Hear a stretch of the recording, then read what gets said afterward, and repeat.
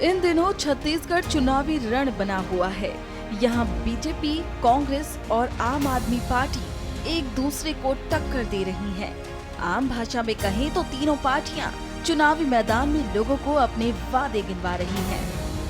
वहीं बीजेपी की बात करें तो यहाँ प्रधानमंत्री नरेंद्र मोदी के साथ साथ गृह मंत्री अमित शाह, उत्तर प्रदेश के सीएम योगी आदित्यनाथ और केंद्रीय मंत्री स्मृति ईरानी भी कमर कस चुकी हैं। पीएम नरेंद्र मोदी ने छत्तीसगढ़ में कांकेर और दुर्ग में जनसभा को संबोधित किया। यहाँ उन्होंने जमकर विपक्ष पर निशाना साधा। भाजपा जो कहती है वो करके दिखाती है। भाजपा सरकार बनते ही यहाँ इस क्षेत्र में नए उद्योग आएंगे, नई फैक्ट्रियां लगेगी। कुछ दिन पहले ही मुझे जगदलपुर में 24,000 करोड़ रुपए के आधुनिक स्टील कारखाने के लोकार्पण का अवसर मिला था। बस्तर में कच्चा माल था, लोहा था, फिर भी कांग्रेस वालों ने यहां दशकों तक कोई स्टील फैक्ट्री नहीं बनाई। अगर यहां स्टील फैक्ट्री पहले बन जाती तो कांग्रेस के ठेकेदारों का कमीशन बंद हो जाता। इसलिए कांग्रेसी इस नए बने स्टील प्लांट से भी चिढ़े हुए हैं, अफवाहें फैला रहे हैं। कांग्रेस को अपने लोगों की तिजोरी की चिंता है और मोदी के लिए तो आप ही उसका परिवार है। आप ही की चिंता, ये मोदी की चिंता। कांग्रेस के एक नेता, मैं नाम नहीं लेना चाहता, मोदी को गालियां देने के साथ ही पूरे ओबीसी समाज को गालियां देते फिरते और मोदी पूरे समाज को चोर कह दिया।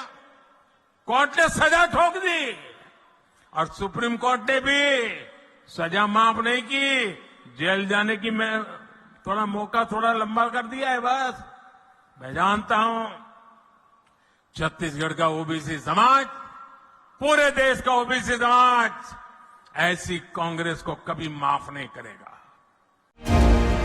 अमित शाह ने छत्तीसगढ़ के रायपुर और कबीरधाम में जनसभा को संबोधित किया। सीएम, इसकी वैलिडिटी इतनी ही है, इसका टॉकिंग टाइम इतना ही है, उतना डेटा का टाइम इतना ही है जितने टाइम इनका प्रीपेड कार्ड स्वैप होता रहेगा। भाइयों बहनों, जैसे प्रीपेड सिम कार्ड पैसा खलास होते ही बंद हो जाता है, ऐसे पैसा खलास होते ही सीएम का टाइम समाप्त हो जाएगा। और ये सीएम अपना टाइम समाप्त न होने के लिए ढेर सारे घोटाले ये 5 साल के अंदर किए हैं। वहीं उत्तर प्रदेश के सीएम योगी आदित्यनाथ भी छत्तीसगढ़ के राजनांदगांव, भानु प्रतापपुर, कबीरधाम और सुकमा पहुंचे थे। वहां उन्होंने लोगों को संबोधित कर बीजेपी द्वारा किए गए कार्यों को गिनवाया। केंद्रीय मंत्री स्मृति ईरानी भी चुनावी रण में उतर चुकी हैं।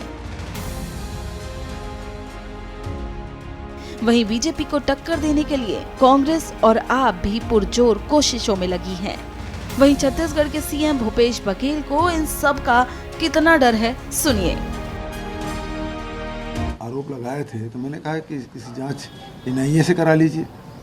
भारत सरकार को चिट्ठी भी लिख दी, लेकिन इनको केवल राजनीति करना है।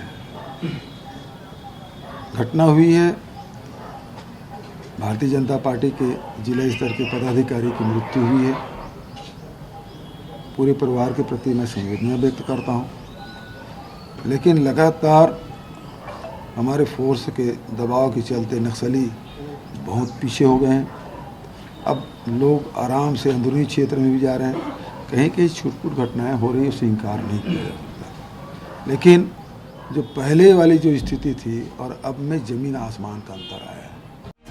आपको बता दें कि 7 और 17 नवंबर को छत्तीसगढ़ में चुनाव होना है, जिसके लिए सभी पार्टियों ने कमर कस ली है। अब देखना होगा कि जनता किसे अपना नेता चुनती है। हमसे जुड़े रहने के लिए हमारे YouTube चैनल को सब्सक्राइब करें और नई वीडियो की नोटिफिकेशन के लिए बेल आइकॉन को दबाएं।